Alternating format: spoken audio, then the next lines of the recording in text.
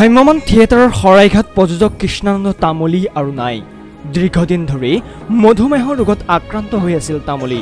বুধবাৰে দুপৰীয়া নগাঁৱৰ জাজৰি নিজা বাসগৃহত মৃত্যু হয় ভ্ৰাম্যমান থিয়েটাৰৰ প্ৰযোজকগৰাকী। মৃত্যুৰ সময়ত তেওঁৰ বয়স আছিল মাত্ৰ ৪৭ বছৰ। পত্নীৰ লগতে পুত্ৰ আৰু জীয়ৰীক এৰি থৈ যায় তামুলীয়ে। তামুলীৰ মৃত্যুৰ খবৰ পোৱাৰ লগে লগেই সমগ্ৰ অঞ্চলতে শোকৰ ছাঁ পৰিছে আৰু লোকে লোকাৰণ্য হৈ পৰে তামুলীৰ বাসগৃহত।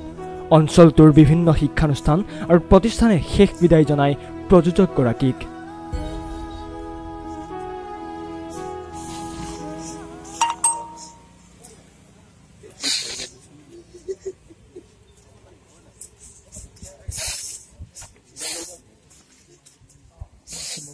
এটা পৰিতাপৰ কথা, অসমৰ এগৰাকী সংস্কৃতিবান ব্যক্তি আমাৰ মাজৰ পৰা হেৰাই গৈছে।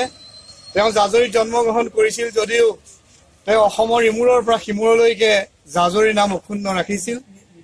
এই বিদায় বেলাত আমি জাজৰি ঢলপুৰী আনন্দ যুৱক সংঘৰ তৰফৰ পৰা শেষ শ্ৰদ্ধা জনাবলৈ বিচাৰিছো।